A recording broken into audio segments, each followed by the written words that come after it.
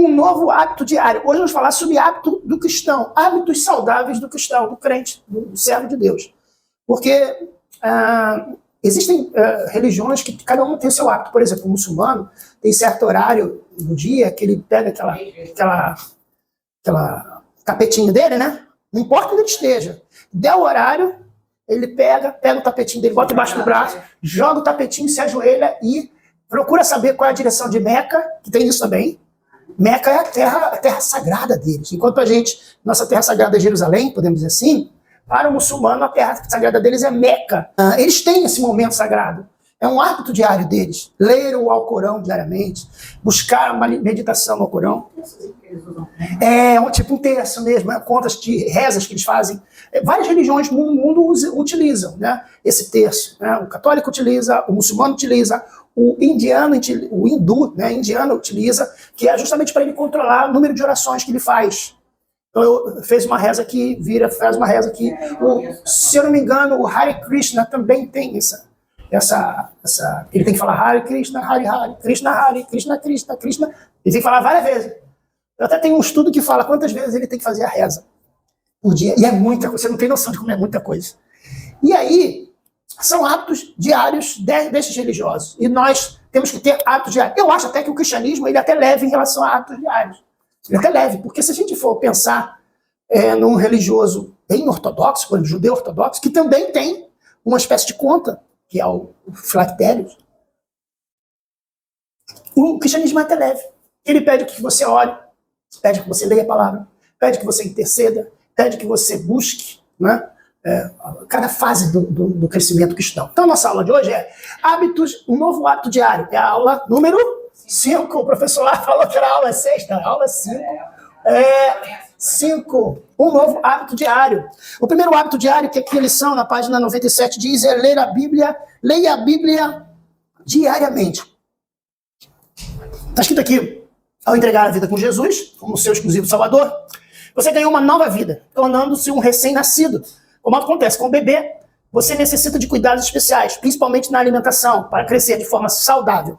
Importante, gente, que a Bíblia é um alimento da nossa alma, não é um alimento do nosso corpo, alimenta a nossa alma.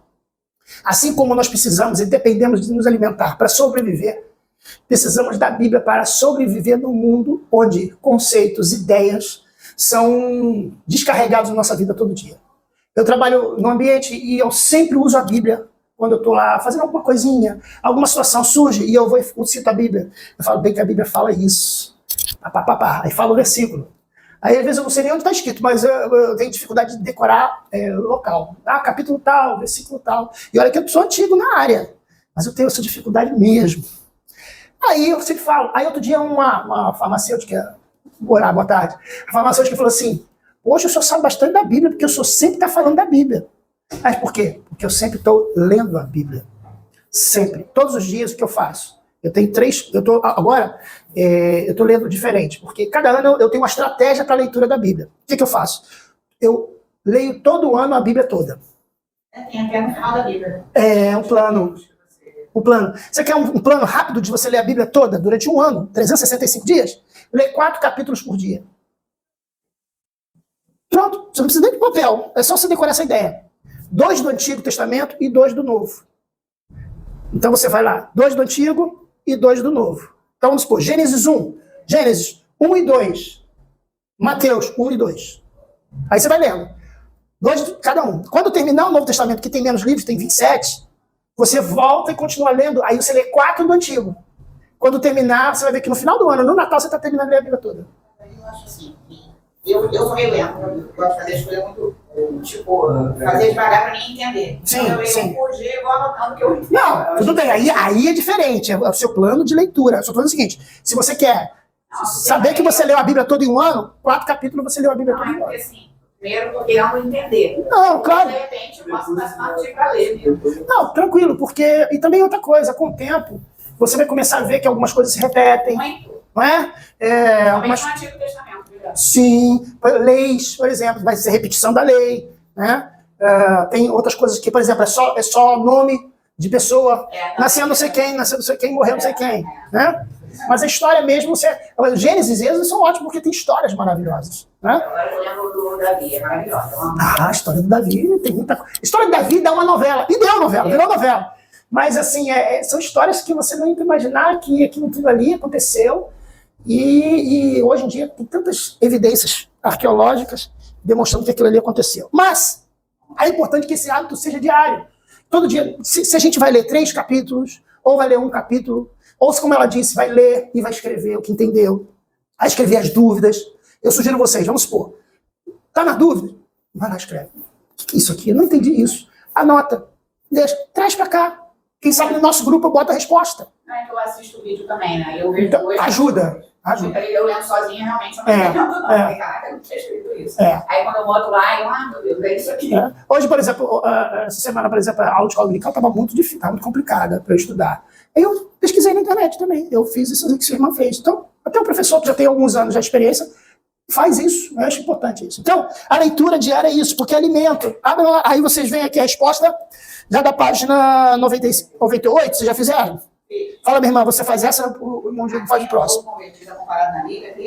Exatamente. Crianças recém-nascidas, ok? Então, o novo cometido na Bíblia, ele é comparado com a criança recém-nascida. Número 2, irmão Diego. Qual deve ser o seu alimento? Leite espiritual. Leite espiritual. Ele está falando o seguinte, o alimento do cristão que está nascendo novo, ele tem que ser um alimento equivalente à sua idade espiritual. Eu coloquei a oração, a leitura da Bíblia. Não, o alimento, no conceito sim, irmã. Sim. Mas a pergunta aqui é em relação ao versículo, 1 Pedro. 1 Pedro é o leite espiritual. Isto é uma comida, por isso que eu falo que a gente deve começar a ler a Bíblia não por livros difíceis, mas por livros fáceis de ler. Vamos supor que a irmã escolha Apocalipse para ler. Vou começar a ler a Bíblia, Apocalipse. E surgiu, a língua saiu uma espada, pô, que negócio é isso? Um dragão, uma mulher em cima de um... Entendeu? Uma mulher grávida. Apocalipse é horrível. O colega que me ajudou, né? Sim. Eu sugiro sempre João. No final vou falar os livros que eu sugiro. Mas por isso que eu falo que, às vezes, se você não tiver um direcionamento, uma orientação, tudo bem, a irmã está indo bem, está indo no livro bom. Mas por isso que eu sempre oriento assim, começa com Gênesis. Começa com Gênesis. Começa com Gênesis. Por quê? Porque o que está falando aqui é o leite espiritual. Gênesis é o leite espiritual.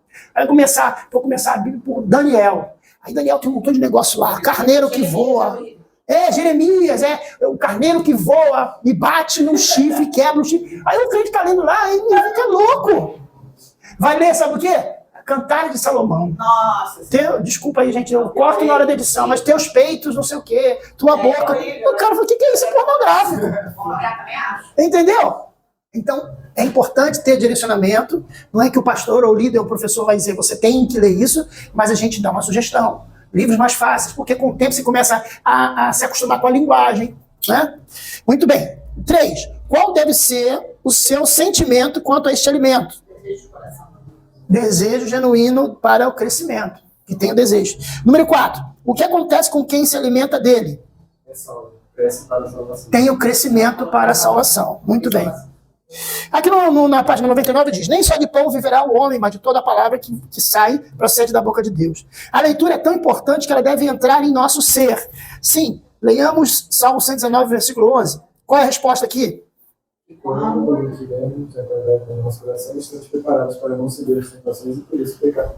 Então, Salmo 119, versículo 11, Salmo 119 diz que quando lemos este salmo, é guardado em nosso coração, estamos preparados a não ceder às tentações e por isso pecar contra Deus, né?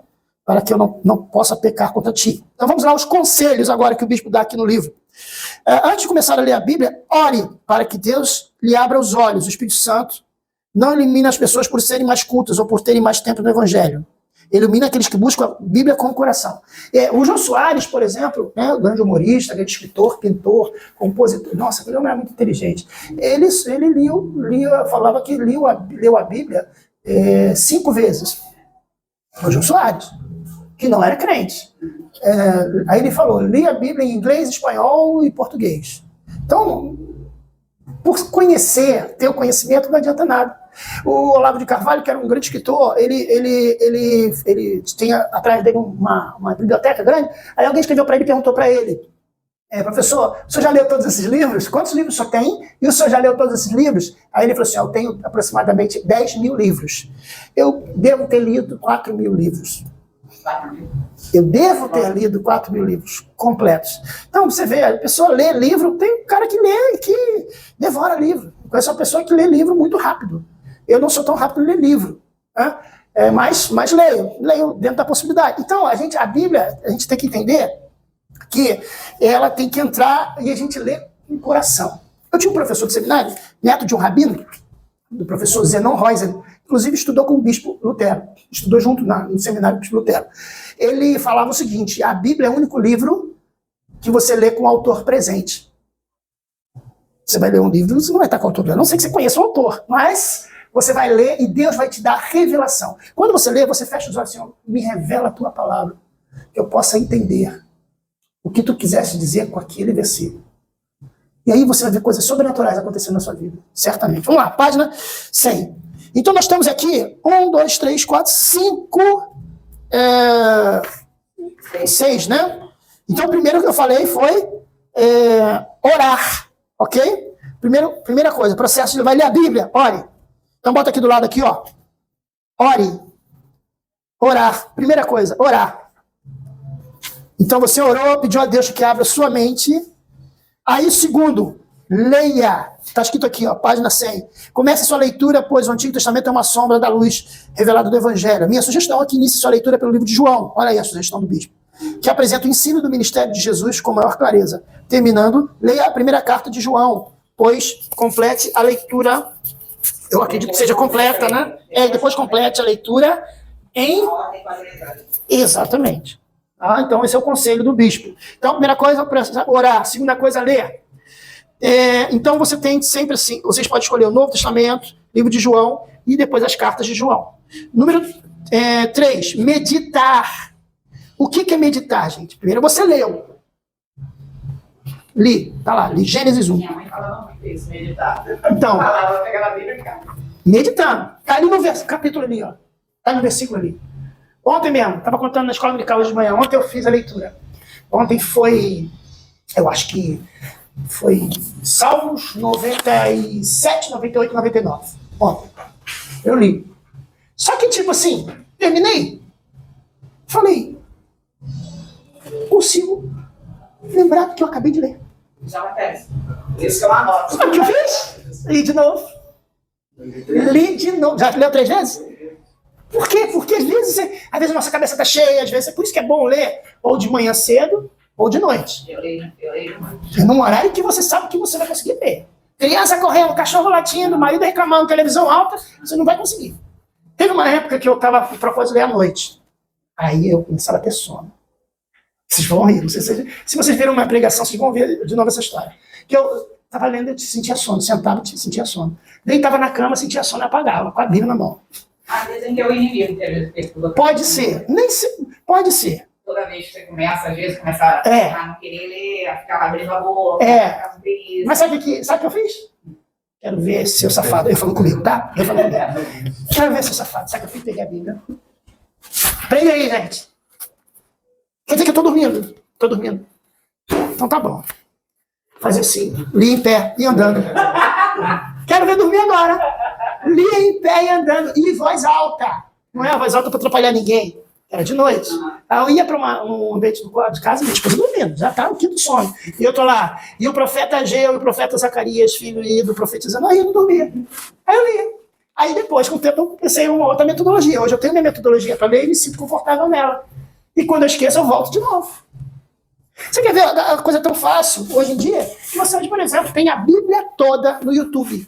Também é isso que eu faço. Toda. Às vezes, quando não dá para me ler, fazer a leitura, parar. Tem muitos pastores bons. Sim, não, eu vou te dizer, sabe quem lê muito bem? E tá na igreja, é adventista, ele é adventista hoje em dia. É o Cid Moreira. Eu sou da antiga, tá? Deixa eu explicar. Primeiro, deixa eu explicar vocês. Eu sou um cara que já fiz programa de rádio, gosto da profissão de dublagem, gosto da questão da interpretação, da leitura. Então, é uma coisa pessoal. Então, o que eu faço? Eu boto o Cid Moreira E aí eu boto em velocidade 1,5. Porque não é só. Inclusive, o pai de um pastor daqui, pai do pastor Israel, ele foi produtor dessa gravação do Cid Moreira, gravação da Bíblia toda do Cid Moreira. E aí, o que eu faço? Eu pego, boto 1,5 e ouço. Quando não dá para me ler, parar, fazer alguma coisa, tal, para não deixar de ler a Bíblia, aí eu boto. E tem outros, aí que a irmã falou, tem outras pessoas lendo. É porque eu gosto de locução. Tem a do Novo Tempo também. Tem, que é adventista, né? Tem outras pessoas lendo. Sim. Tem um pastor amigo meu também, que é dublador de filme, de cinema, que é pastor. É o cara que faz a voz do Homem de Ferro, pastor Marco Ribeiro. Ele gravou também a Bíblia toda. Que é legal. Também que dá aula também, o baixinho. Que é a Bíblia online. E ele escreve. Eu esqueci o nome dele. Você quer? É um baixinho de óculos. Mas olha essa oportunidade que a gente tem, gente. Tem muita oportunidade. Bíblia lida, você tem todo tipo. Então, a gente se organizar. Vamos lá. Isso, se organizar. É isso. Né? A gente consegue ver YouTube, ler Facebook, Instagram, então tem como ler a Bíblia. Vamos lá. Então, orar, ler, meditar. Então, meditar é você parar para pensar aquilo que você leu. Você meditar o que você leu. Tentar ver o que você pode tirar daquilo ali. O que eu aprendi? Hoje eu li sobre Caim e Abel. Olha, em falar sobre inveja. Falar sobre oferecer a Deus o melhor, falar sobre a pessoa que não suporta ver o outro crescer. Poxa, eu aprendi isso. Isso é meditar. Você pensar no que você lê. Pegar a lição daquela leitura. Número 4. Memorizar. Aí é outra coisa. Memorizar os versículos. Buscar primeiro o reino de Deus e a sua justiça. E todas essas coisas vos serão acrescentadas. Começa a memorizar um versículo especial. Aí, felizes são as pessoas que têm o coração puro, pois elas verão a Deus. Mateus 5, versículo 8. Isso é importante. Tentar memorizar versículos importantes. Número 5, praticar. É mais difícil. Colocar em prática. Ter paciência com o irmão. Ter paciência com pessoas que, às vezes, na nossa cabeça não merecem paciência. Não é? Isso é difícil. Número 6, saber utilizar. A Bíblia é um tesouro e às vezes não recebe o devido valor. De que adianta ter uma espada na cintura durante uma luta se não souber usá-la? Da mesma forma, nada valerá ter uma Bíblia e não praticarmos a leitura diária, porque a Bíblia, ou para que a Bíblia tenha sentido e valor, ela deve ser utilizada quando necessário. Agora o segundo hábito, orar e interceder. Página 102. Qualquer relacionamento humano só pode ter sucesso se houver comunicação de duas direções.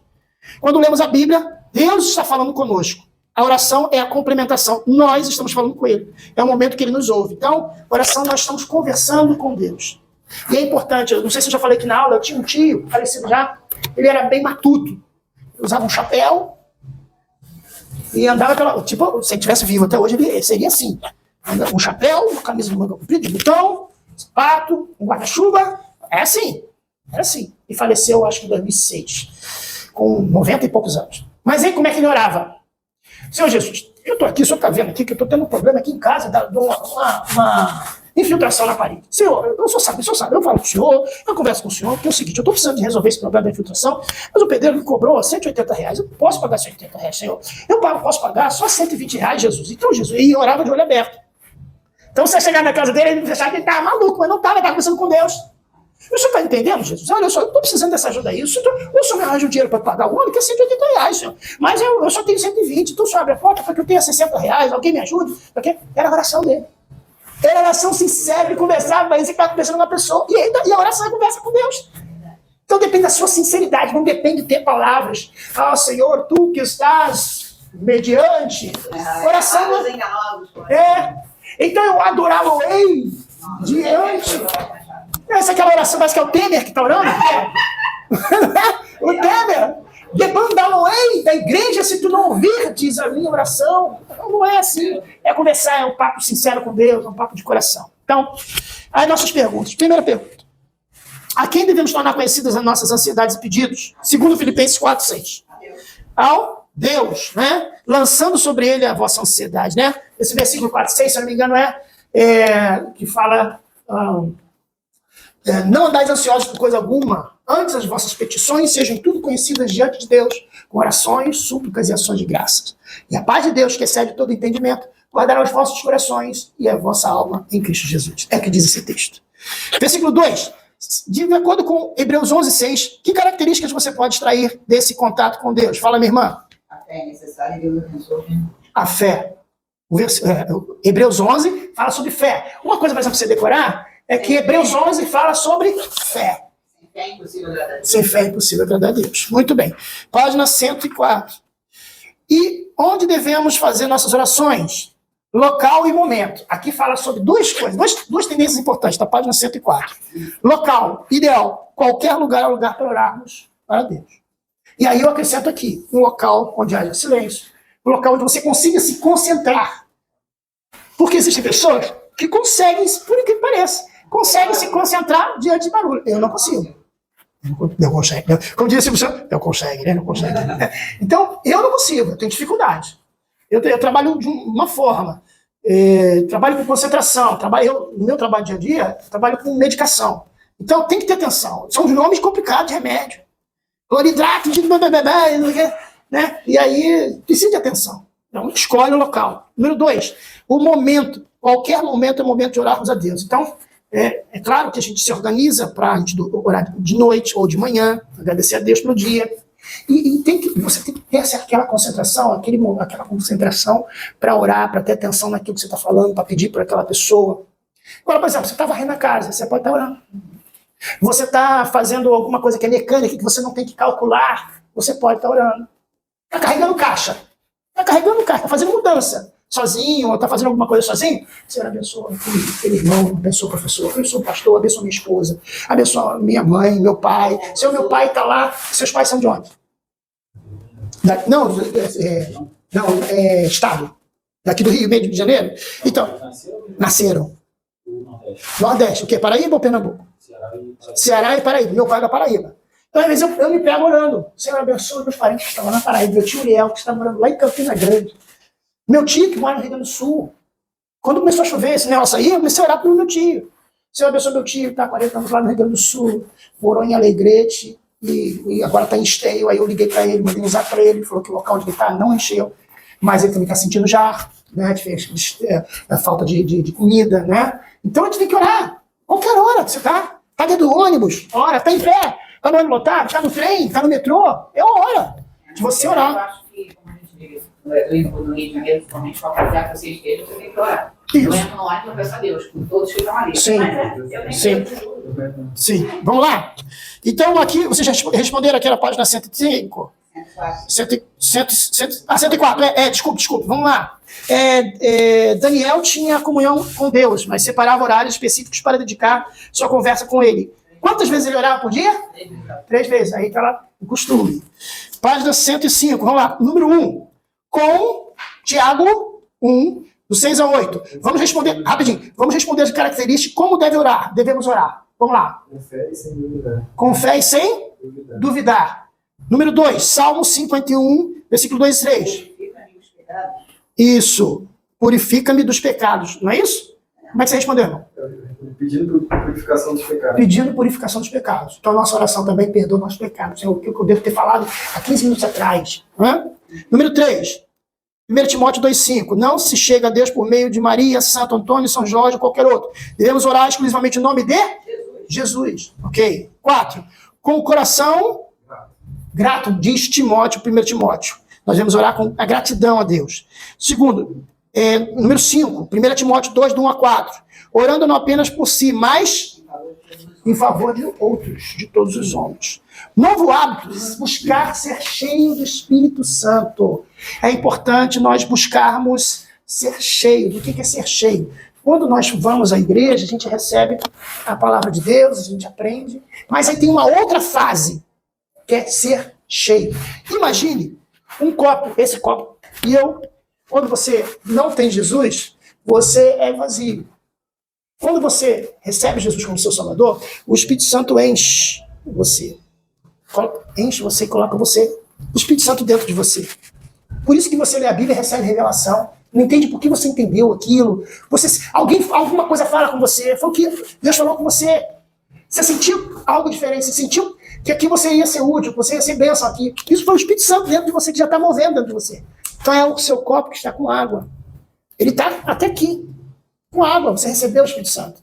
Uma pessoa que não é crente, que não teve encontro com Jesus, ele não tem essa comunicação que você vai começar a exercer. Então é o copo cheio d'água. Agora, o que o cristão deve buscar? Transbordar. Você continuar colocando a água e a água transbordar. Isso é ser batizado com o Espírito Santo. Quando você está transbordando, você está com tanto poder de Deus, você está com tanta graça de Deus, que aquela graça que está dentro de você não está apenas mais em você, ela está transbordando e as pessoas já estão vendo. É quando o crente se enche do Espírito Santo. Você olha ele pregando, você fala assim, gente, ele está pregando muito, mas não é porque ele estudou, é porque tem algo diferente, porque o Espírito Santo já está dominando ele. Mas o dominando não é igual na Umbanda, no Candomblé, que a pessoa pega o santo. Dominando, quando eu falo, é o seguinte, a pessoa está falando, está sendo usada pelo Espírito Santo, ela não sabe, ela não tem nem noção. Então é isso que fala aqui, buscar e ser cheio do Espírito Santo. Diz aqui o versículo de Provérbios 8. Feliz é o homem que me dá ouvidos, velando dia a dia as minhas portas, esperando as ombreiras da minha entrada, porque o que me acha encontra a vida e alcança o favor do Senhor. Mas o que peca contra mim violenta a própria alma. Todos que me aborrecem amam a morte. Então, nós temos que buscar a Deus, buscar ser cheios. E isso se faz como? Indo para a igreja? Não necessariamente. Você pode ser cheio indo para a igreja? Pode. Ser cheio na igreja? Pode. Vai ter vigília agora, sexta-feira, né? Mini vigília. Você pode ser cheio na mini vigília. Como você pode ser cheio em casa, se você estiver naquela hora buscando. Está sozinho no seu quarto, está orando, Senhor, me enche. Daqui a pouco você está sendo cheio. Eu já ouvi falar de pessoas que foram batizadas do Espírito Santo na cozinha, lavando louça. Né? Eu fui batizado do Espírito Santo na igreja, mas assim, não falo em línguas. E aí é outra coisa que a gente vai entrar em breve. Mas ser cheio é ser cheio do Espírito Santo. Página 107, número 1. A pergunta é, leia as seguintes passagens e responda sobre a obra do Espírito de Deus. João 14,6. Está para... O Espírito Santo está para sempre conosco. Número 2, qual a resposta? Ele, o Espírito Santo, aí ó, que eu falei, ó, copo, ó. Ele, o quê? Habita conosco, está em nós. João 14,26. Ele vos fará lembrar.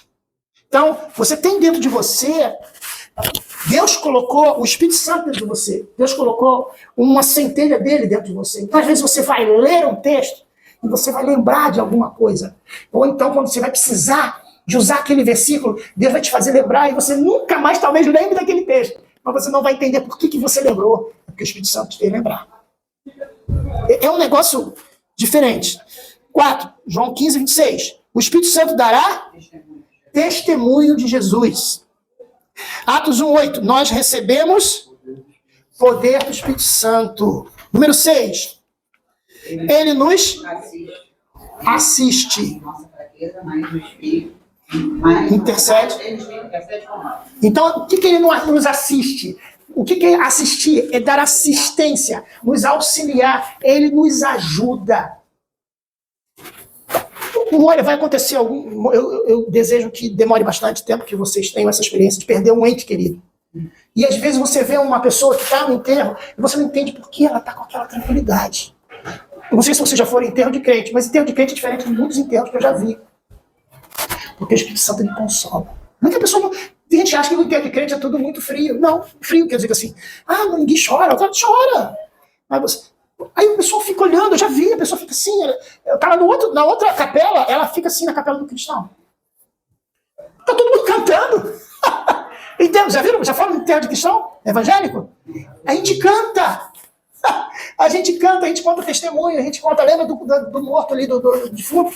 Aí tem aquela história, né, que acaba virando até uma piada, né, aquela história da pessoa, da mulher que estava lá do lado do caixão, né, o caixão estava lá embaixo, ela estava chorando, ela estava gritando, me leva, o pessoal segurando, ela me leva. De repente ela pisou assim, né, aí escorregou, caiu lá embaixo. Quando ela caiu lá embaixo, em cima do caixão, me tira daqui. Ué, mas não era me leva? Mas não era me leva? Ou então o outro que gritou, falava assim, meu amigo, só que eu, aí de repente o tentador dele caiu lá dentro. Aí ele aproveitou e falou assim, vai, e me leva o meu último sorriso. Então, leva o meu último sorriso. Então, a gente brinca assim para poder descontrair, mas a verdade é que não dá para explicar porque o Espírito Santo que está dentro da gente faz com que a gente tenha outros sentimentos. E é por isso que a gente tem que buscar o Espírito Santo. Orar, Senhor, me enche mais do teu Espírito. Vamos lá, página 109, que tem ligação com a aula 6. Um novo hábito, negar-se a si mesmo e fazer prevalecer a vontade de Deus. O que é negar-se a si mesmo, gente? É às vezes a gente ceder. Às vezes a gente vai ter situações que a gente vai ter que escolher ceder. Não é que o cristão ele vira um bobão depois que ele vira cristão. Mas é porque ele começa a ter mais paciência, porque ele sabe que às vezes a pessoa está sob a influência do inimigo, está influência sobre drogas, sobre bebidas, está sob influência de ideias antigas. Então, uma mãe, por exemplo, vou dar um exemplo aqui, hoje em dia está muito em moda a cultura woke, né? Que fala sobre feminismo, homossexualidade, luta racial, essas coisas todas. O crente ele tem que ter na cabeça dele que ele vê que isso tudo são obras de Satanás que tentam confundir os jovens. Então ele vai começar a ter mais paciência com o filho, com a filha dele, mas ele vai continuar orando e ele vai continuar se posicionando. Eu sou contra essa ideia sua aí, mas eu te amo, eu vou estar do seu lado. Antigamente, o pai pegava o filho que descobria que ele era homossexual, estava com essa tendência, ele expulsava de casa. Levava no médico, achava que era doença. Hoje em dia, o cristão, o bom cristão, ele abraça aquela pessoa e fala: eu me posiciono contra, mas você é meu filho, eu vou te amar até o fim. É isso a atitude do crente. Ah, não, para fora, porque você... Não, meu filho, você vai continuar. Eu conheço um pastor que o filho dele se tornou travesti, mas travesti vestido de mulher. Ele abraçava o filho dele e ele dizia: meu filho, você é meu filho. Ele dizia que ele saía de casa para se prostituir e o pai dele abraçava ele e falava assim: você é meu filho. E ele saía de madrugada para se prostituir. E o pai dele nunca desistiu dele. Hoje é um pastor. Saiu da vida. A história dele é muito bonita. Então, irmãos, você deve, sabe, quando diz aqui ceder, negar-se a si mesmo, é você não fazer daquela coisa que é ruim ficar pior. Às vezes você vai ter que ceder, porque você vai dar um bom testemunho. João 14, 21, na página 110. Quem ama Jesus é aquele que conhece os mandamentos de Deus e pratica. Se conhecemos bem ao Deus, quem servimos, optaremos pela vontade dele. Pois como relata Romanos 12, 2, a sua vontade é boa. A vontade de Deus é boa, é perfeita e é agradável. Muito bem. Então vamos agora já para a nova família, aula 6. Aqui fala sobre a nova família. Você quando você tinha uma religião anterior, uma religião do passado, ou seja, algumas religiões elas conseguem fazer muito isso, tem muita amizade, não é? Então você vê, hoje em dia o catolicismo já trabalha já diferente. Antigamente, não sei se vocês foram católicos, quem já foi católico? Foi católico? Então como é que era? Você ia lá na missa, assistia a missa, comungava, né? Dava lá a hóstia, né? Entrava e ia embora para casa. E tem igrejas pequenas no interior que são mais comunitárias, as pessoas se comunicam. Mas aqui, por exemplo, no Rio de Janeiro, você vai entrar numa igreja católica, você vai assistir a missa e você vai voltar para casa. Não vai, primeiro não vai entender nada, né? Porque às vezes, até 1960, as missas... Até 1962, se não me engano, as missas eram rezadas em latim. Você imagina, a missa rezada em latim e o padre de costas. Então, por isso que o evangélico cresceu muito também, porque ele começou a trazer aquela coisa de comunidade. E a Bíblia, ela tem essa coisa de comunidade, de um ajudar o outro, porque diz que os apóstolos ajudavam uns aos outros. Então, a Bíblia é uma invenção de Deus. A Bíblia não é uma igreja, uma invenção de Deus. O ser humano é um ser social, página 117. Pois tem dentro de si a necessidade de se relacionar com outras pessoas. Isso é comunidade. Geralmente as pessoas se reúnem em grupos que possuem assuntos comuns, como, por exemplo, amigos do trabalho, futebol, do mesmo gosto musical e assim por diante. Deus, em sua infinita sabedoria, fez a igreja um local onde as pessoas que têm a mesma fé se encontrem e se ajuntem. E aí a gente chama isso de comunhão. No grego é koinonia, que significa congregação dos santos, isto é, vários crentes juntos. Várias pessoas que tiveram a mesma experiência juntos. Vê na página 118, diz ali em cima. No Novo Testamento, a palavra correspondente à igreja é eclesia, que dos dois gregos é chamados para fora. Para fora, kaleo, chamado. Portanto, igreja tem um sentido de coletividade, chamados para fora. Trata-se de um conjunto de pessoas que tem por objetivo abençoar pessoas à sua volta através das boas novas, da novidade. Porque o evangelho é novidade. Por quê? Porque eu falei para vocês que o judaísmo, por exemplo, você tem que se tornar judeu. Você não tem que se converter ao judaísmo. Você não tem que entender que Moisés foi enviado por Deus. Você tem que chegar e falar assim, eu quero ser judeu. E tem que seguir a lei, seguir os passos da lei. O que tiver de regra lá. O evangelho não. O evangelho você tem que se converter. Isto é, você tem que dizer assim, eu me entrego minha vida a Jesus. E não adianta se você abrir a boca e não ser de coração, porque aí você não teve a conversão, você teve, sabe o quê? Convencimento, você não teve a conversão. Se você fez de coração, você falou assim, eu entrego a minha vida a ti, a minha vida pertence a ti, agora eu sou um crente, agora eu vou buscar ler a Bíblia, eu vou buscar orar a Deus, porque eu quero ter uma nova vida, eu quero ter uma transformação de vida. Esse cara se converteu. Agora o cara, não, eu quero ir para a igreja porque eu quero ser pastor um dia, eu quero ganhar dinheiro, eu quero ir para a igreja porque eu gostei de ver o pessoal cantar. Eu vi um grupo de dança, tem igreja, tem grupo de coreografia. Ah, uma menina, não adolescente, eu quero, porque eu quero um dia dançar ali. Não. A igreja não é tocar, não é aprender um instrumento, não é porque a pessoa quer ir lá na frente, não. Ela tem que ter uma transformação. Mudança de vida. E nem toda religião ela tem essa ideia de mudança de vida. Ela é mesmo apenas você trocar de religião. Por que hoje existe uma resolução do Ministério da Justiça, de um setor lá do Ministério da Justiça, que vai proibir a pregação do Evangelho nas prisões?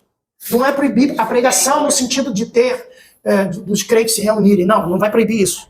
Ele proíbe, por exemplo, eu chegar para um católico e dizer, você já teve encontro com Jesus? Ou eu chegar para alguém da religião, a matriz africana, e falar assim, você já teve uma experiência com Jesus? E aquele cara que era da religião, a matriz africana, chegar e falar assim, eu reconheço que Jesus é diferente do que eu tenho feito. Eu tenho matado um animal, oferecido aos orixás, eu tenho pedido a Oxóssi para que ouça, mas eu estou sentindo que eu pedi a Deus é melhor, pedir a Jesus é melhor. Eu quero ter encontro com Jesus. Isso, o Ministério da Justiça, através de um setor lá, está proibido. Você não pode converter uma pessoa de uma religião para outra. Proibido. Deixa eu pensar, mano. Então, se eu sou um pastor e vou lá no presídio e tem 50 cristãos ali, eu posso pregar para eles. Isso não está proibido. Mas a maioria ali é uma trilha africana. Sim. Não. Eu vou te dizer, eu vou até meio que fazer a diferença. Tem muito crente lá, tem muito Isaías, João, José, filho de crente. O quê? Que tem de crente? Filho de crente, não é crente, mas filho de crente no presídio, você não tem noção. De tem de traficante com nome bíblico, você não tem noção. Por quê? Às vezes filho de pastor, filho de obreiro, filho de mulher que é de oração. Eu sei que eu vivi minha vida, a vida toda, minha adolescência toda. Então, eu quero dizer para você que já existe uma lei. Então, voltando aqui, é importante essa questão de você falar do Evangelho. Isso é Evangelho. Vamos voltar aqui. Necessidade de estar em igreja.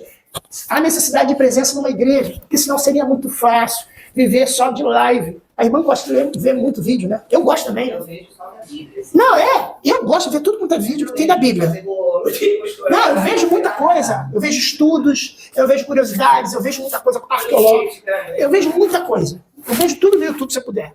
Mas nada substitui você estar na igreja. Nada substitui. Porque ali é a comunhão. A Nova Vida tem um costume muito legal daquele momento da comunhão, você falar com o irmão. Aqueles que eram tímidos passam até a mudar alguns costumes, perdem timidez. Alguns não, você percebe que eles ficam quietinhos, né? A gente tem que respeitar essas pessoas também. Com o tempo ela já está solta. Porque sabe por quê? Porque essa pessoa no churrasco da família, ela sobe em cima da cadeira e se deixar, ela dança essas danças baianas tudinha. Mas quando chega na igreja... Então, isso é questão de paciência. Com o tempo ela vai se adaptar. Né? Então, a presença na igreja é importante. Hebreus 10, 25. Assinale a alternativa correta. Não sei se os irmãos responderam. Conseguiram? Alguém conseguiu? Eu fiz. Fez? Então responde aí, minha irmã. A Bíblia exorta que os cristãos devem se reunir. Constantemente, não deixando jamais de congregar na igreja comum. Isso. Como alguns tinham costume de fazer. Esse versículo diz assim, não deixando de congregar, porque é costume de alguns. E, naquela época, o apóstolo que escreveu o livro de Hebreus, eu acredito que seja Paulo, mas não tem, a Bíblia não diz quem escreveu, mas ele já havia identificado que naquela época existiam pessoas que começavam a ir na igreja. Ah, mas eu aceitei Jesus. Para que eu tenho que ir na igreja se eu já sou salvo? Porque ela não entendeu que igreja é a leitura da palavra, é oração, é interceder pelo irmão, é buscar o Espírito Santo e a comunhão. A comunhão dos santos, que a Bíblia fala. Essa questão. Eu não sei qual o aniversário do... Qual é o seu aniversário? 12 de abril. 12 de abril. Já foi aqui perto. E o seu? 23 de março? Olha aí, e você? 25 de junho. Ó, 25 de junho. Eu sou 6 de agosto. Ó, já sabemos. 25 de junho. Você é leonino. Junho, né? Julho. Então, eu sou agosto. Então, olha só, a gente já tem alguma coisa assim. Eu sei que você é em abril, você que é maio, março. E você é julho, eu sou agosto. Começa essa comunhão. Quem sabe, eu me lembro, ano que vem, trazer um presentinho pro irmão. Não é? E aí tem comunhão. E aí dentro da igreja, não é que tem as panelinhas, mas tem os grupos que são às vezes importantes. Grupos dos jovens, grupos das senhoras, grupos de homens casados, grupo de homens solteiros, de mulheres solteiras. E aí a igreja vai se desenvolvendo. É isso que é a igreja. Agora, camarada, hoje em dia existe muito isso, chamados os desigrejados. Já ouviu falar? Não. Desigrejados hoje é um grupo de pessoas que diz que não precisa de igreja. Porque se ele é convertido, se a Bíblia diz que a igreja somos nós, eles falam assim, a Bíblia diz que a igreja somos nós, eu sou a igreja. Então, para que eu preciso me reunir em um lugar? É por isso que eles falam. Aí eles não têm igreja, não vão para a igreja. Fica em casa, lê a Bíblia em casa, cultua a Bíblia vendo vídeo na internet. É isso que eles fazem, eles acham que não tem igreja. Mas estar na igreja é importante, tá? Vamos lá, página 120. Alguma pergunta mais? Não, né?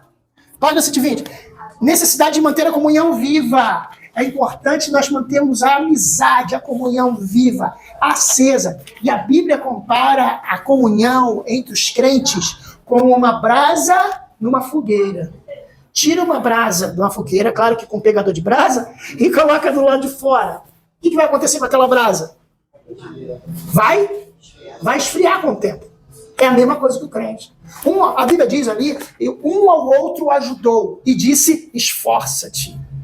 Olha que versículo maravilhoso. Isto é, a ajuda veio através de um falar para o outro. Se esforça, continua nessa toada. Deus vai estar contigo, Deus vai te ajudar, Deus vai te abraçar. Eu estou contigo nesse momento. É isso que... Agora, claro que nem sempre isso acontece. Existe muito dentro da igreja, muita discussão, muito debate. Às vezes um cara meio que não bica com o outro. E isso tem que ser trabalhado. É isso que é trabalhado pelos pastores, pelos líderes. E Deus trabalha na nossa vida. Por isso que a gente tem que vir para a igreja.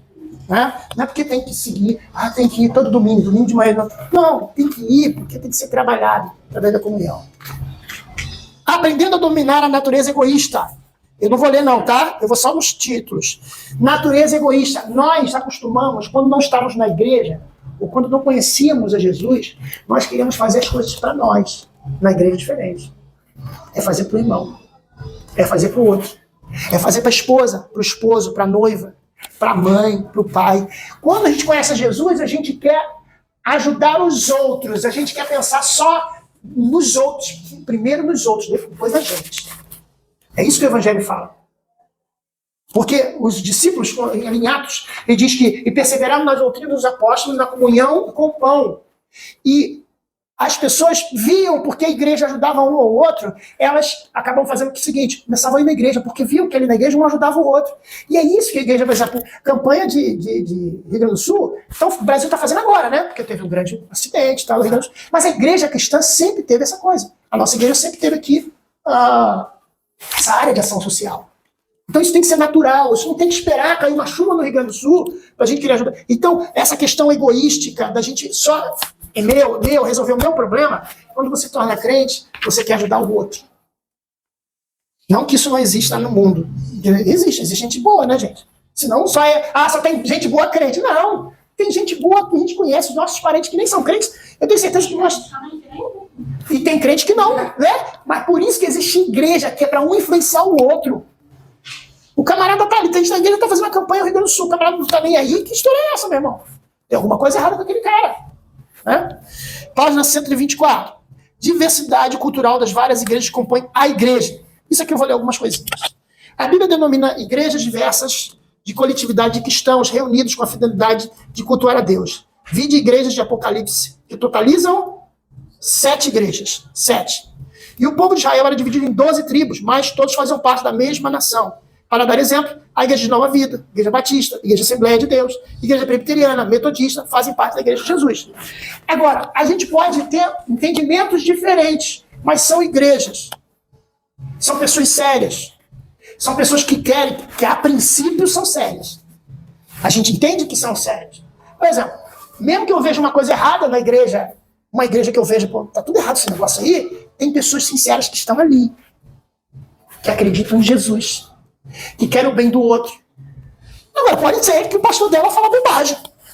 Pode ser que um líder dela faça uma bobagem. Pode ser que existam doutrinas que eu acho assim, absurda. A igreja não pode, a mulher não pode usar calça comprida, porque é pecado, porque a calça comprida é calça de homem. Mas eu vou dizer que aquela igreja não é de Deus, ou que aquela pessoa não é crente. Entende? Agora, a partir do momento que fala que Jesus tinha que casar, que Jesus errou, que Jesus, que tem outro que fala que Jesus era casado com Maria Madalena, não. Aí, peraí, você tá vendo que tá saindo da Bíblia. Peraí. Aí o cara fala assim, não, eu estou na igreja agora. Siga Jesus. Ah, que bom, minha irmã. Siga Jesus aqui em Florianópolis, estou feliz. Jesus, é mesmo. Que igreja você é? Eu sou da igreja do Ir em Cristo. Peraí, Ir em Cristo, sabe quem é? Nunca ouviu falar aquele que fala assim, o Pai eterno, aquele maluco que usa uma coroa de espinho e se veste igual Jesus? Você nunca viu falar? Procura ele. Pai eterno, fala desse jeito. Até o Danilo Gentili brincou com ele, botou assim um copo d'água assim, falou assim, vamos beber um vinho agora. Aí ele falou, mas Danilo, isso aqui é água. Eu falei, não, precisa transformar em vinho agora. Então, não é esse cara. Entende? Que acha que é Cristo, que diz que é a reencarnação. Ele diz que ele é a reencarnação de Cristo. Ele diz que ele reencarnou. Né? Então, a gente deve ter essa noção de que existem igrejas, a gente deve respeitar essas igrejas, respeitar essas denominações, mesmo que haja diferenças, haja um absurdo, que a gente acha absurdo. Essa semana eu postei no meu canal lá um vídeo de um pastor que eu acho que vacilou, é até um cara sincero, eu até conheço ele, cara de BH, ele falou que deu esse costume, né, de alguns pastores de dar selinho no filho. No final, tô acabando. Costume de dar selinho no filho. Eu também nunca gostei. Mas existem pessoas que fazem isso. E o que aconteceu? Numa pregação ele falou que ele deu selinho na filha. Ele falou para a filha que quando ela namorasse, ela podia dizer para o namorado dela que um homem já me beijou. E o primeiro homem que me beijou foi o pai dela. Entendeu? Que bobagem que ele falou. Sabe o que aconteceu? Pegaram essa palavra dele e botaram na internet. E agora a polícia civil tá onde? Em cima dele. Agora ele é um cara ruim? Eu não acredito que seja cara, eu não acho que ele... Tanto é que a filha foi na internet e falou. É o que eu estou mostrando, às vezes, que existem pastores que falam bobagens. Não, ela já é casada, ela já deu até neto para ele. Só que ele falou isso há alguns anos atrás. Pegaram aquilo ali e botaram. Entendeu? Aí o que acontece? A polícia está atrás do cara. Mas também porque o cara o quê? Deu motivo. Mas ele deixou de ser pastor? Não. As palavras boas que ele já falou não funcionam mais? Funcionam, mas ele vacilou. Toda igreja vacila, então a gente tem que ter respeito e entender isso. Então, igreja, conclusão, igreja é o lugar onde você pode cultuar a Deus, aprender sobre a sua palavra, orar, ter comunhão com seus irmãos. Por isso, a participação dentro da igreja é fundamental para o seu crescimento espiritual. E eu indico vocês, e sugiro vocês, que com o tempo vocês vão começar a ver departamentos da igreja que vocês se encaixam. Poxa, eu gostei daquele negócio ali, ação social, queria me inserir naquilo. Eu gosto de dar aula para criança. Eu gostei daquilo. Tocar, eu queria aprender um instrumento. Nunca se sabe, gente. Eu, com 13 anos, comecei a aprender piano. Eu me inseri na igreja tocando. Com 17, eu já tocava na igreja. Então, cada um vai descobrir o seu talento dentro da casa de Deus. Descubram, cresçam na graça e no conhecimento. Amém? A aula que vem a gente vai continuar às 6 e 7. Vamos ficar de pé para orar. Nós